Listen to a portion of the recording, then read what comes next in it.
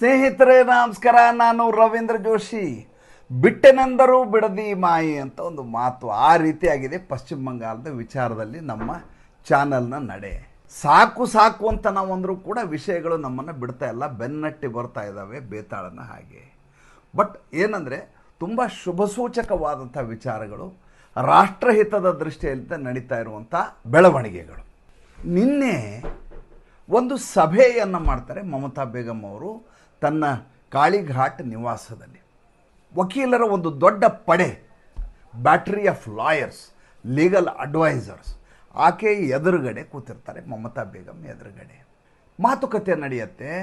ಈಗ ಈ ರೀತಿಯಾಗಿ 58-59 ಜನ MLAಗಳು ಹೊರಟೋಗಿದ್ದಾರೆ. ಈಗ ನನ್ನ ಮುಂದಿನ ನಡೆ ಹೇಗಿರಬೇಕು? ನಾನು ಕಲ್ಕತ್ತಾ ಹೈಕೋರ್ಟಿಗೆ ಮೊರೆ ಹೋಗಬೇಕಾ, ಸುಪ್ರೀಂ ಕೋರ್ಟ್ಗೆ ಹೋಗಬೇಕಾ, ಅಥವಾ ಸ್ಪೀಕರ್ಗೆ ಪತ್ರವನ್ನು ಕೊಟ್ಟು ಇವರನ್ನು ಅನೂರ್ಜಿತಗೊಳಿಸಿ ಅನರ್ಹಗೊಳಿಸಿ ಅಂತ ಕೇಳಿಕೊಳ್ಳಬೇಕಾ? ಇದರ ಕುರಿತಾಗಿ ಚರ್ಚೆ ನಡೀತಾ ಇರುತ್ತೆ. ತಕ್ಷಣದಲ್ಲಿ ಅಲ್ಲಿರುವಂಥ ವಕೀಲರು ಆಕೆಗೆ ಒಂದು ಅಡ್ವೈಸ್ ಕೊಡ್ತಾರೆ. ಅದೇನಪ್ಪ ಅಂದರೆ, ಮಹಾರಾಷ್ಟ್ರದಲ್ಲಿ 2 ಪಕ್ಷಗಳ ವಿಚಾರದಲ್ಲಿ ನಡೆದಂಥ ಬೆಳವಣಿಗೆ ಮತ್ತು ಅಲ್ಲಿಯ ಸ್ಪೀಕರ್ನ ನಡೆ, ಜೊತೆಗೆ ಸುಪ್ರೀಂ ಕೋರ್ಟ್ ಕೊಟ್ಟಂಥ ರೂಲಿಂಗ್, ಇದನ್ನು ಇಟ್ಕೊಂಡು ನಾವು ಈಗ ಆಲೋಚನೆಯನ್ನು ಮಾಡಬೇಕು. ಎಲ್ಲ ಕಡೆ ನಿಮಗೆ ಹಿನ್ನಡೆ ಆಗತ್ತೆ. ಯಾವ ರೀತಿ ಉದ್ಧವ್ ಠಾಕ್ರೆ ತನ್ನ ಪಕ್ಷ ಮತ್ತು ಚಿಹ್ನೆಯನ್ನು ಉಳಿಸ್ಕೊಳ್ಳಿಕ್ಕೆ ಸಾಧ್ಯ ಆಗಲಿಲ್ವೋ, ಹೇಗೆ ಶರದ್ ಪವಾರ್ ತನ್ನ ಪಕ್ಷ ಮತ್ತು ಚಿಹ್ನೆಯನ್ನು ಉಳಿಸ್ಕೊಳ್ಳಿಕ್ಕೆ ಸಾಧ್ಯ ಆಗಲಿಲ್ವೋ, ಅದೇ ರೀತಿಯಾದಂಥ ಬೆಳವಣಿಗೆ ಇಲ್ಲಿ ಈಗ ಪಶ್ಚಿಮ ಬಂಗಾಳದಲ್ಲಿ ನಡೆಯುತ್ತೆ. ತುಂಬ ಜಾಗರೂಕತೆಯಿಂದ ನೀವು ಹೆಜ್ಜೆಯನ್ನು ಇಡಬೇಕು. ಹಾಗಾದರೆ ಏನು ಮಾಡಬೇಕು ನೋಡಿ. ಇದು ಯಾವತ್ತೂ ಸುಪ್ರೀಂ ಕೋರ್ಟ್ ಆಗಲಿ ಕಲ್ಕತ್ತಾ ಹೈಕೋರ್ಟ್ ಆಗಲಿ ಪಕ್ಷ ಯಾರದು ಅನ್ನುವಂಥ ತೀರ್ಮಾನವನ್ನು ಅವರು ಕೊಡಲಿಕ್ಕೆ ಸಾಧ್ಯವಿಲ್ಲ. ಈ ಹಿಂದೆ ಮಹಾರಾಷ್ಟ್ರದಲ್ಲಿ ಅದೇ ರೀತಿಯಾದ ವಿದ್ಯಮಾನ ನಡೆದಿದೆ. ಹಾಗಾದರೆ ಏನು ಮಾಡ್ತಾರೆ? ಅವರು ಸ್ಪೀಕರ್ಗೆ ನಿರ್ದೇಶನವನ್ನು ಕೊಡ್ತಾರೆ, ಚುನಾವಣಾ ಆಯೋಗಕ್ಕೆ ನಿರ್ದೇಶನವನ್ನು ಕೊಡ್ತಾರೆ. ಚುನಾವಣಾ ಆಯೋಗ ತೀರ್ಮಾನ ಮಾಡುತ್ತೆ ಈ ಪಕ್ಷದ ಚಿಹ್ನೆ ಯಾರಿಗೆ ಸಲ್ಲಬೇಕು. ಏಕೆಂದರೆ ಪಕ್ಷವನ್ನು ನೋಂದಾವಣೆ ಮಾಡುವುದು ಚುನಾವಣಾ ಆಯೋಗ, ಚಿಹ್ನೆಯನ್ನು ಕೊಡೋದು ಚುನಾವಣಾ ಆಯೋಗ, ಆಯ್ಕೆಯಾದಂಥ ನಾಮಪತ್ರ ಸಲ್ಲಿಕೆ, ನಾಮಪತ್ರ ವಿಡ್ರಾ, ಸ್ಪರ್ಧೆಯ ವಿಜೇತನಾದದ್ದು ಸೋಲಾದದ್ದು ಪತ್ರವನ್ನು ವಿತರಣೆ ಮಾಡುವುದು, ಎಲ್ಲ ಚುನಾವಣೆಯ ಪ್ರಕ್ರಿಯೆಯನ್ನು, ಪಕ್ಷಕ್ಕೆ ಸಂಬಂಧಿರುವಂಥ ಎಲ್ಲ ವಿಚಾರಗಳನ್ನು ನೋಡಿಕೊಳ್ಳುವುದು ಚುನಾವಣಾ ಆಯೋಗ ಆಗಿರುವುದರಿಂದ ನೀವು ಈಗ ಯಾವುದೇ ಕೋರ್ಟಿಗೆ ಹೋದರೆ ನಿಮಗೆ ಲಾಭ ಆಗುವುದಿಲ್ಲ. ಬಹಳ ಮಟ್ಟದಲ್ಲಿ ಏನಪ್ಪ ಆಗಬಹುದು ಅಂತಂದರೆ, ನೀವು ಚುನಾವಣಾ ಆಯೋಗಕ್ಕೆ ನಿರ್ದೇಶನವನ್ನು ಕೊಡಿಸಬಹುದೇ ವಿನಃ ಸುಪ್ರೀಂ ಕೋರ್ಟೇ ನಿಮಗೆ ನಿಮ್ಮದೇ ಪಕ್ಷ ನೀವೇ ಇಟ್ಕೊಳ್ಳಿ, ಆತ ಹೊರಗಿನವನು, ಋತಬ್ರತ ಬ್ಯಾನರ್ಜಿಗೂ ಪಕ್ಷಕ್ಕೂ ಸಂಬಂಧ ಇಲ್ಲ, ಪಕ್ಷಕ್ಕಾಗಿ ದುಡಿದವರು ನೀವು, ಪಕ್ಷವನ್ನು ಕಟ್ಟಿದವರು ನೀವು, ಸ್ಥಾಪಕರು ನೀವು ಅಂತ ಯಾವತ್ತೂ ಕೋರ್ಟ್ ಹೇಳೋದಿಲ್ಲ. ಮಮತಾ ಬೇಗಂಗೆ ಇದೆಲ್ಲ ಗೊತ್ತಿಲ್ವಾ? ಎಲ್ಲವೂ ಗೊತ್ತಿದೆ. ಆದರೆ ಸಮಸ್ಯೆಯ ಸುಳಿಯ ಮಧ್ಯೆ ಸಿಲುಕಿಕೊಂಡಿರುವ ವ್ಯಕ್ತಿಗೆ ಸಂಕಷ್ಟ, ಸಂದಿಗ್ಧತೆ, ಮಾನಸಿಕ ತಳಮಳ ಯಾವ ರೀತಿ ಇರ್ತದೆ ಅಂದರೆ ಪರಿಹಾರ ಆತನಿಗೆ ಕಾಣಿಸೋದೇ ಇಲ್ಲ. ಈಗ ಹನುಮಂತನ ಕಥೆಯನ್ನು ಯಾವಾಗಲೂ ಹೇಳ್ತೇನೆ ನಾನು. ರಾಮ ಏನೋ ಹೇಳಿಬಿಟ್ಟ, ಹೋಗಿ ಸಂಜೀವಿನಿ ತೊಗೊಂಬ ಅಂಥೇಳಿ. ಹನುಮಂತ ಏನೋ ಹಾರಿ ಹೋಗ್ಬಿಟ್ಟ, ಇಡೀ ಗುಡ್ಡದಲ್ಲಿ ಓಡಾಡ್ತಾನೆ, ಯಾವುದು ಸಂಜೀವಿನಿ ಅಂತ ಗೊತ್ತಾಗೋದಿಲ್ಲ. ಆವಾಗ ಹನುಮಂತ ಮತ್ತು ಸಂಜೀವಿನಿಯ ಮಧ್ಯೆ ಒಂದು ಬೆಳವಣಿಗೆ ಆಗತ್ತೆ. ಏನಪ್ಪ ಅಂತಂದರೆ, ಹನುಮಂತ ಆ ಬೆಟ್ಟಕ್ಕಿಂತ ದೊಡ್ಡವನಾಗಿ ಬೆಳೀತಾನೆ. ಆವಾಗ ಬೆಟ್ಟ ಚಿಕ್ಕದಾಗತ್ತೆ. ಅಂದರೆ ಸಮಸ್ಯೆ ಅಂತ ಏನಿತ್ತಲ್ಲ, ಇದು ಸಮಸ್ಯೆ ಅಂತ ತಗೋಬೇಕು ರೂಪಕವಾಗಿ, ಸಾಂಕೇತಿಕವಾಗಿ. ಸಂಜೀವಿನಿ ಅನ್ನೋದು ನಾವು ಸಂಕೇತವಾಗಿ ತಗೋಬೇಕು. ಹನುಮಂತ ಸಮಸ್ಯೆಗಿಂತ ದೊಡ್ಡವನಾಗಿ ಬೆಳೀತಾನೆ, ಸಮಸ್ಯೆಯನ್ನು ಅಂಗೈಯಲ್ಲಿ ಹಿಡ್ಕೊಂಡು ರಾಮನೆದುರಿಗೆ ತಂದು ಹಿಡಿತಾನೆ. ಹಾಗೆ ಮಮತಾ ಬೇಗಂ ಇವಾಗ ಸಮಸ್ಯೆಯ ಸುಳಿಯಲ್ಲಿ ಸಿಲುಕಿ ಹಾಕ್ಕೊಂಡಿದ್ದಾರೆ. ಹಾಗಾದರೆ ಅಲ್ಲಿ ಏನಾಗಿತ್ತು ಮಹಾರಾಷ್ಟ್ರದಲ್ಲಿ ಚುನಾವಣಾ ಆಯೋಗ ಕೇಳುತ್ತೆ, ಈಗಿರುವಂಥ ಪದಾಧಿಕಾರಿಗಳು ಯಾರ ಹತ್ತಿರ ಇದ್ದಾರೆ? ಪಕ್ಷ ಆದಮೇಲೆ ನಿಮ್ಮದು ರಾಷ್ಟ್ರ ಪಕ್ಷ ತಾನೇ, ರಾಷ್ಟ್ರೀಯ ಪಕ್ಷ ಮಮತಾ ಬೇಗಂ ಅವ್ರದ್ದು. ರಾಷ್ಟ್ರೀಯ ಪಕ್ಷ ಅಂದರೆ ಅದಕ್ಕೆ ಪ್ರತಿ 3 ವರ್ಷನೋ 5 ವರ್ಷಕ್ಕೆ ಒಂದು ಸಲ ಚುನಾವಣೆ ಮಾಡ್ತೀರಿ. ಅದಕ್ಕೆ ಜಿಲ್ಲಾಧ್ಯಕ್ಷ, ಕಾರ್ಯದರ್ಶಿ, ಖಜಾಂಚಿ ಅಂತಿರ್ತಾರೆ, ಎಕ್ಸಿಕ್ಯೂಟಿವ್ ಕಮಿಟಿ ಇರುತ್ತೆ, ರಾಜ್ಯಾಧ್ಯಕ್ಷ ಅಂತಿರ್ತಾರೆ, ಕಮಿಟಿ ಇರುತ್ತೆ. ಅವರೆಲ್ಲ ನಿಮ್ಮ ಪರವಾಗಿದ್ದಾರೆ, ಅವ್ರ ಪರವಾಗಿದ್ದಾರೆ, ಆ ಲೆಟರ್ ಹೆಡ್ನಲ್ಲಿ ಲೆಟರ್ ಬೇಕು ಅಂತ ಕೇಳುತ್ತೆ. ಉದ್ಧವ್ ಠಾಕ್ರೆಗೆ ಅದೇ ಪ್ರಶ್ನೆಯನ್ನು ಕೇಳಲಾಗಿತ್ತು. ಉದ್ಧವ್ ಠಾಕ್ರೆ ತಾನೇ ಲೆಟರ್ ಹೆಡ್ಡಲ್ಲಿ ಪತ್ರಗಳನ್ನ ಬರ್ಕೊಂಡು ಹೋದ. ಅದನ್ನು ಚುನಾವಣಾ ಆಯೋಗ ಅವತ್ತಿನ ದಿವಸ ಒಪ್ಪಲಿಲ್ಲ.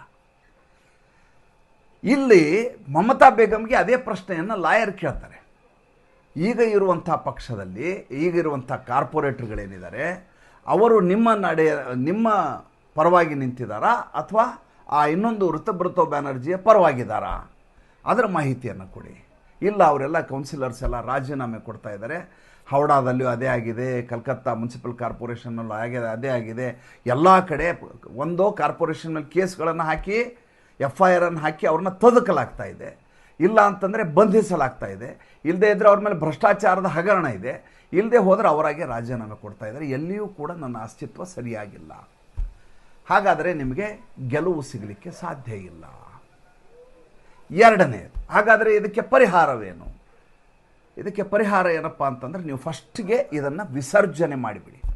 ಈಗ ಇಡೀ ರಾಜ್ಯದಲ್ಲಿರುವಂಥ ಎಲ್ಲ ಪದಾಧಿಕಾರಿಗಳನ್ನು, TMCಯ ಎಲ್ಲ ಪದಾಧಿಕಾರಿಗಳನ್ನು ತಕ್ಷಣದಿಂದ ಎಲ್ಲರನ್ನು ಅನೂರ್ಜಿತಗೊಳಿಸಿದ, ಅಂದರೆ ವಿಸರ್ಜನೆ ಮಾಡಿದ್ದೇನೆ ಎಲ್ಲ ಕಮಿಟಿ ಅಂತ ಮಾಡಿಬಿಡಿ. ಆವಾಗ ಅವ್ರ ಕಡೆನೂ ಇಲ್ಲ, ನಿಮ್ಮ ಕಡೆನೂ ಇಲ್ಲ, ಅತಂತ್ರ ಸ್ಥಿತಿ ಆಗತ್ತೆ. ಆವಾಗ ನಿಮಗೆ ಗೆಲುವು ಸಿಗಲಿಕ್ಕೆ ಸಾಧ್ಯ ಇದೆ. ಪಾಯಿಂಟ್ ನಂಬರ್ 1 ಒಂದು ಹಂತಕ್ಕೆ ಮುಗಿತಾ. ಎರಡನೇದು, MLAಗಳು ಯಾರೂ ನಿಮ್ಮ ಹತ್ರ ಇಲ್ಲ. ಈಗ MLAಗಳೆಲ್ಲ ಅವ್ರ ಹತ್ರ ಇದ್ದಾರೆ. ಪತ್ರಿಕಾಗೋಷ್ಠಿ ಮಾಡಿ ಋತುಬ್ರತ ಬ್ಯಾನರ್ಜಿ ಹೇಳಿ ಆಗೋಗಿದೆ. ಹಾಗಾದರೆ MP ಗಳ ಕಥೆ ಏನು?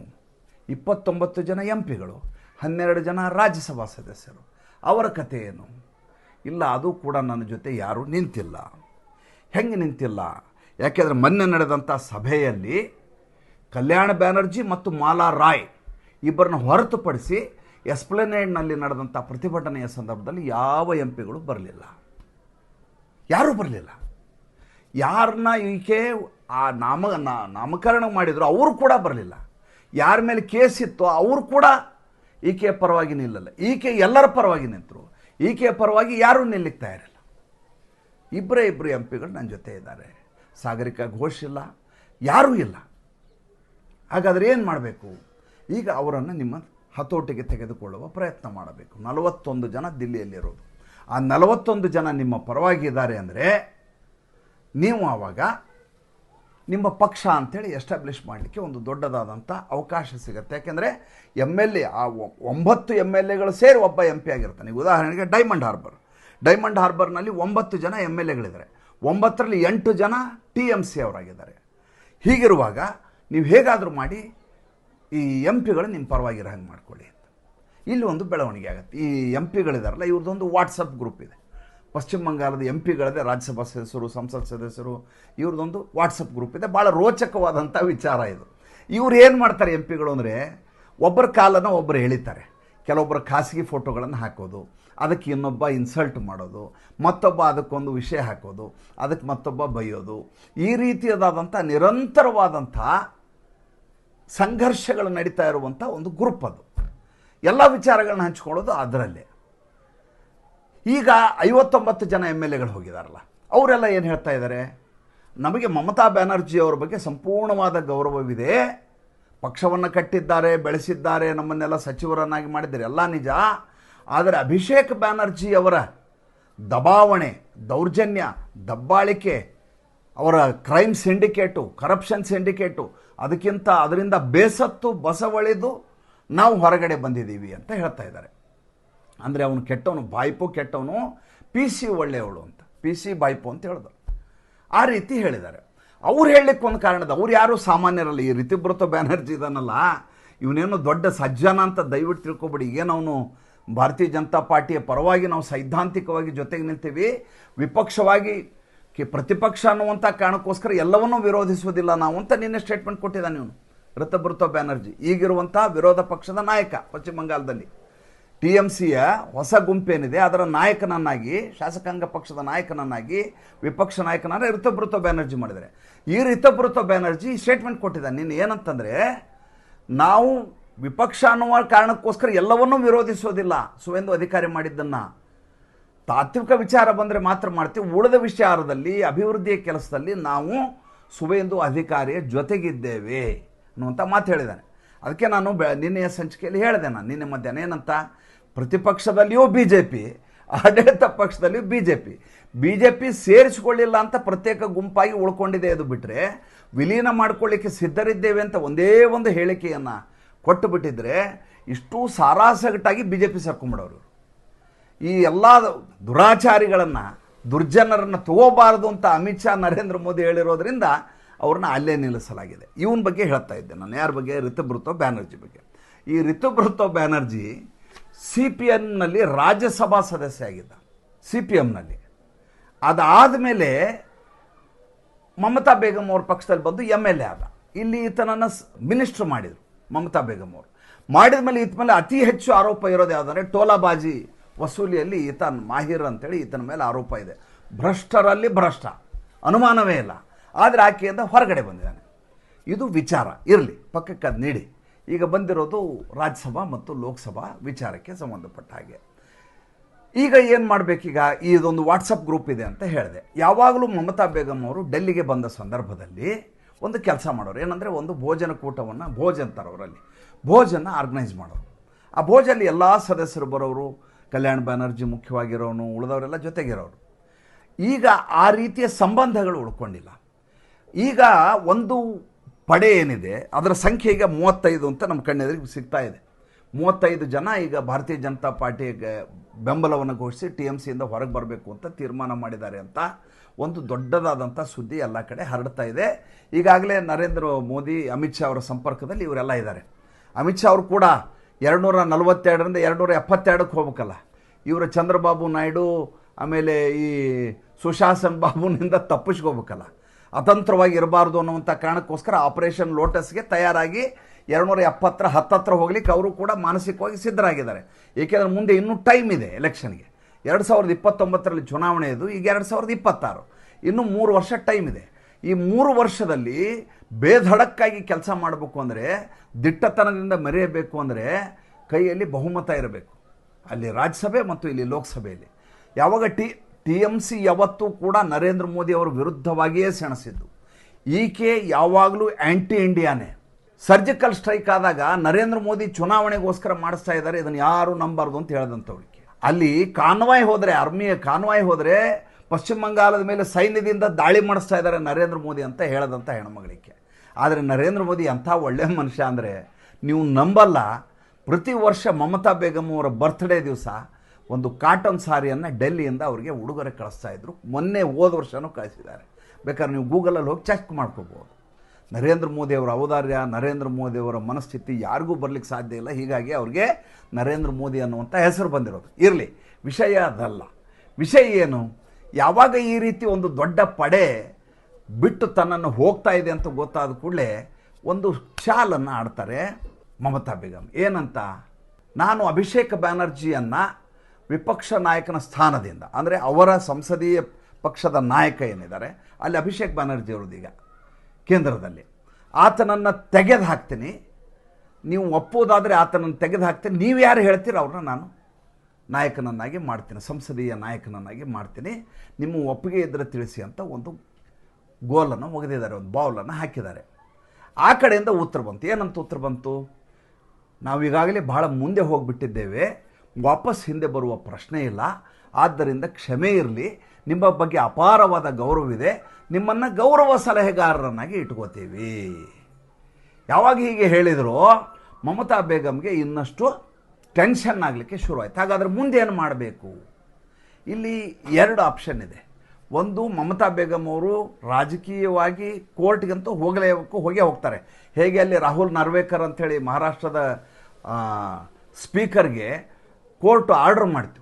ಏನಂತ? ಇಷ್ಟನೇ ತಾರೀಕು ಒಳಗಡೆ, ಈ ಗಡುವಿನೊಳಗಡೆ ಪಕ್ಷದ ಅಧ್ಯಕ್ಷ ಸ್ಥಾನ, ಪಕ್ಷದ ಚಿಹ್ನೆ ಎಲ್ಲವನ್ನು ನೀವು ಮಾಡಿ ತೀರ್ಮಾನ ಮಾಡಬೇಕು. ಅಲ್ಲ, ಅದಕ್ಕಿಂತ ಹೆಚ್ಚಾಗಿ ಚುನಾವಣಾ ಆಯೋಗಕ್ಕೆ ಆ ಮಾತನ್ನು ಹೇಳುತ್ತೆ, ರಾಹುಲ್ ನರ್ವೇಕರ್ಗೆ ಹೇಳುತ್ತೆ, ಈಗಿರುವಂಥ ಸದಸ್ಯರು ಅನರ್ಹರೋ ಅರ್ಹರೋ ಅನ್ನುವಂಥ ವಿಚಾರ ತಿಳಿಸ್ಬೇಕು. ಏಕನಾಥ್ ಶಿಂದೆ ಬಣದವ್ರದ್ದು ಅದನ್ನು ನೀವು ಸ್ಪಷ್ಟಪಡಿಸಬೇಕು ಅಂತ ಆರ್ಡರ್ ಮಾಡಿತ್ತು ಅಲ್ಲಿ ಸ್ಪೀಕರ್ಗೆ, ಮಹಾರಾಷ್ಟ್ರದ ಸ್ಪೀಕರ್ಗೆ.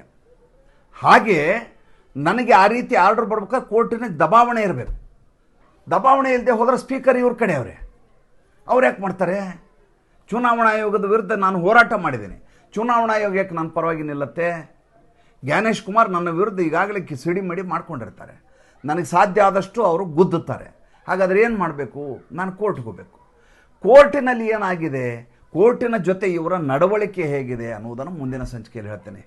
ಕೋರ್ಟಿನ ನಡೆಗೆ ಇವರ ದಬ್ಬಾಳಿಕೆ ಹೇಗಿತ್ತು, ಯಾವ್ಯಾವ ಜಡ್ಜ್ ಜೊತೆ ಇವ್ರು ಹೆಂಗೆ ನಡ್ಕೊಂಡ್ರು ಅನ್ನುವಂಥ ಕೂಲಂಕುಷವಾಗಿ ಹೆಸರು ಸಹಿತ ಯಾವ್ಯಾವ ಜಸ್ಟಿಸ್ಗೆ ಏನೇನು ಮಾಡಿದರು, ಅವ್ರ ಗಂಡಿಗೆ ಏನು ಮಾಡಿದರು, ಅವ್ರ ಹೆಂಡ್ತಿಗೆ ಏನು ಮಾಡಿದರು, ಅವ್ರ ಕುಟುಂಬಕ್ಕೆ ಏನು ಮಾಡಿದರು, ಇಷ್ಟು ಮಾಹಿತಿ ನನ್ನ ಹತ್ರ ಇದೆ. ಮುಂದಿನ ಸಂಚಿಕೆಯಲ್ಲಿ ಹೇಳ್ತೀನಿ. ಸಂಚಿಕೆ ಹೇಗೆ ಅನ್ನಿಸ್ತು ದಯವಿಟ್ಟು ತಿಳಿಸಿ. ನಮ್ಮ ಮುಕ್ತ ಪತ್ರಿಕೋದ್ಯಮಕ್ಕೆ ಆರ್ಥಿಕವಾಗಿ ಬೆಂಗಾವಲಾಗಿ ಲೈಕ್ ಬಟನ್ ಒತ್ತುವುದನ್ನು ಮರಿಬೇಡಿ. ನಮಸ್ಕಾರ.